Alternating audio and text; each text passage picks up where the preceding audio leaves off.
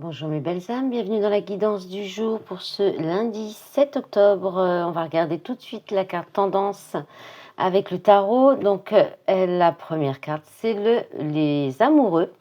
Les amoureux, très belle énergie, donc, mais une énergie aussi de choix. Mais c'est le choix du cœur, c'est entendre la voix du cœur, c'est un choix qui est juste, pas forcément toujours raisonnable. C'est le fait de s'écouter, d'écouter nos ressentis aussi, d'écouter notre cœur. On parle de connexion, d'harmonie entre deux parties, deux personnes bien équilibrées, capables d'écouter son cœur. Il y a peut-être aussi l'idée de chercher sa place. Vous pourriez chercher votre place dans une situation, une relation. On peut parler aussi de relations harmonieuses parce que les partenaires sont complémentaires et d'être différents mais réunis par quelque chose de très fort ou d'intense ou de spirituel. On peut parler de mariage spirituel, de connexion d'âme sœur. Voilà, on parle aussi d'une bonne communication des sentiments, de partager en fait les sentiments. On peut bien échanger ses sentiments. Et puis voilà, on parle aussi de relations où le cœur et la raison vont dans le même sens. Faire ce qu'on aime aussi avec l'amoureux, de collaboration harmonieuse, et puis ou alors dans le professionnel, on peut parler aussi d'un travail qui nous fait du bien, qui nous énergise, parce qu'il correspond vraiment à ce qui nous plaît et à ce qu'on a besoin, oui, qui nous correspond vraiment totalement. Voilà, donc c'est une très belle énergie pour cette journée de lundi. On va regarder avec le fondamental un peu qu'est-ce qui vient au niveau général. Ah, il y en a une qui a sauté. Donc on parle d'éveil, d'éveil spirituel, d'ouvrir l'œil, de prise de conscience aussi. Ouais, vous êtes peut-être en plein éveil spirituel et puis de prise de conscience où il y a quelque chose comme une révélation aussi, un déclic qui peut venir. Alors, bon, on va prendre celle-là, puis on va aller chercher si ça ne vient pas. Alors, la perte. Alors, il y a peut-être une perte, la perte de quelque chose ou de quelqu'un ou une perte matérielle qui permet d'avoir ou qui vous apporte un éveil spirituel peut-être très fort ou soudain. Bon, si elles ne viennent pas, je vais les chercher. Allez. L'été. Alors, c'était peut-être cet été. Et enfant intérieur, guérison. Alors, on vous dit peut-être que vous guérirez à partir de cet été où on a la saison d'hiver, là. Animal. D'accord. Alors, peut-être que ce sera peut-être encore difficile, encore compliqué cet hiver, de se remettre peut-être de cette perte, de ce deuil. Mais la guérison se fera pour l'été prochain. Ça va être une période là, voilà. C'est vraiment un message particulier. Après, on peut, si c'est plutôt dans une perte matérielle là, qui a pu arriver cet été. Là, il peut y avoir une guérison qui se fait par rapport à ça. Vous pourriez comprendre des choses par rapport à ça. Et cet hiver, il y aura quelque chose de très fort, peut-être qui va vous aider à reprendre du poil de la bête, à reprendre du caractère aussi, à être plus fort au niveau caractère. C'est quelque chose qui va peut-être vous apporter plus de force et de courage aussi pour mener votre quotidien ou pour tous les jours, enfin intérieurement, dans votre... je vais y arriver. Personnellement, voilà. C'est une épreuve qui va vous permettre de devenir plus fort et de prendre du poil de la bête ou plus de caractère. Allez, on y va avec le sentimental, avec les cartes ensemble. Alors, on a obstacle, perturbation, décidément, c'est sorti plusieurs fois. Réflexion, bilan. Donc, il y a peut-être des difficultés au niveau relationnel, affectif ou sentimental. Il y a besoin de prendre un moment de réflexion, de faire un bilan et d'aller, alors voilà, peut-être soit vers la guérison ou de faire un travail pour atteindre votre complétude, être bien avec vous-même. Voilà, on va voir la suite. Alors, est-ce que ça a déjà été fait? Est-ce que vous allez faire ça dans cette journée de demain?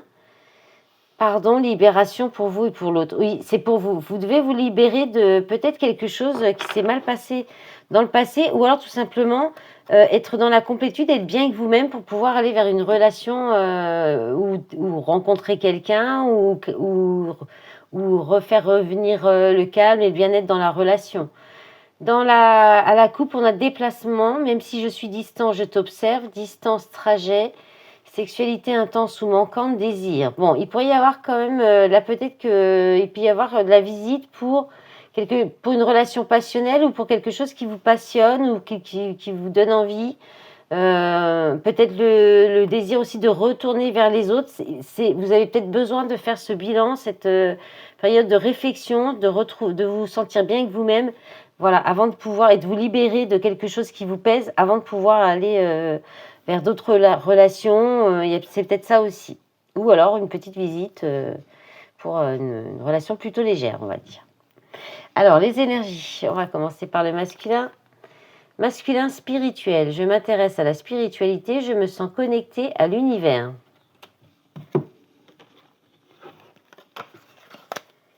L'énergie féminine, féminine enfermante, je veux te garder pour moi, je ne veux pas que tu t'en ailles. Voilà, d'accord, donc ça c'est clair. Allez, on va regarder avec les dés maintenant. Allez, qu'est-ce qu'on va avoir comme message pour ce lundi 7 octobre Alors, on a le signe du cancer. Le signe du cancer qui nous parle d'attachement, de sécurité, de sensibilité, de la famille, de liens du cœur et du sang, de beaucoup de réceptivité aussi, comme c'est l'énergie de la lune aussi, hein, de clairvoyance, d'amour inconditionnel, d'amour maternel. Alors on a la maison 7 et Uranus. Ouh, alors là, il pourrait y avoir... oups là, je remets. Donc sur le taureau, en plus, oui, il pourrait y avoir là une belle relation, un engagement, une relation qui pourrait partir sur un engagement, mais qui arrive soudainement avec Uranus. Ça peut être un coup de foudre, ça peut être oui, un coup de foudre ou quelque chose d'inattendu, vraiment de soudain, une rencontre qui se fait et qui peut amener sur un contrat. On peut parler aussi d'un engagement au niveau familial, donc peut-être pour un achat d'une maison ou pour une location, voilà, quelque chose comme ça. Ça peut être aussi alors un travail en lien avec les enfants ou la maternité ou le côté oui, enfant ou maternité. Ça peut être ça aussi un engagement comme ça ou quelque chose vraiment qui peut-être vous demandera, qui va vous mettre en sécurité aussi. Ça peut être un contrat de travail CDI qui va vous mettre en sécurité. Alors, bah, c'est un beau message ça. Quel message autre? Alors, Jupiter qui s'en va là. Alors, le Sagittaire. Eh bien, le Sagittaire, on parle d'aventure, d'exploration, d'ouverture, de découverte, de croyance. Alors, est-ce qu'on va apprendre des nouvelles connaissances aussi? On peut parler de voyage. Alors, avec la maison 3, on est quand même plus sur l'apprentissage, hein. On est sur la communication, le fait d'apprendre, de mentaliser. Alors, ça peut être avec... Ouais, ça peut être avec... on peut faire ça avec un parent. Ça peut être un père, il peut y avoir l'idée d'apporter ses connaissances ou le soutien aussi, peut-être au niveau avec les enfants. Il peut y avoir aussi beaucoup de curiosité à aller vers des nouvelles connaissances, des nouvelles croyances ou de s'enrichir de nouvelles connaissances. Parce qu'avec Jupiter, on est dans l'expansion, dans l'augmentation, dans la chance, dans l'opportunité. Donc là, il y a peut-être une possibilité, une opportunité de s'ouvrir à d'autres choses, à de nouvelles croyances, de nouvelles expériences ou de faire des voyages aussi. De peut-être apprendre une nouvelle langue pour partir en voyage à l'étranger, c'est possible. Allez, un dernier. Hop là. Alors, on a le nœud lunaire. Alors, c'est le nœud lunaire, punaise, à chaque fois j'ai du mal, le nœud lunaire sud, avec le signe de la balance sur le Sagittaire et la maison 5. Ok, alors la balance, on peut être en recherche d'équilibre, d'harmonie. Peut-être aussi on peut parler parce que le nœud sud, c'est le passé, c'est le fait les limitations, la stagnation, le fait de prendre du recul, de rester dans sa zone de confort. Donc là, il y a peut-être une idée de trouver comme un équilibre entre le fait de sortir de sa zone de confort et d'aller aussi de l'avant, d'aller explorer peut-être de nouvelles contrées, relations, parce qu'on a quand même la maison 5 qui nous parle. La maison 5, c'est les plaisirs, c'est le cœur, c'est les rencontres amoureuses, c'est la créativité, le rayonnement, c'est aussi la relation avec les enfants. Donc les loisirs aussi avec les enfants. Donc est-ce qu'il n'y a pas quelque chose à revoir par rapport à votre comportement dans le passé, dans tous ces domaines, dans tout ce qui touche ces domaines-là, hein, donc l'art, l'amour, les enfants, l'envie de rayonner, la joie, le divertissement, les loisirs.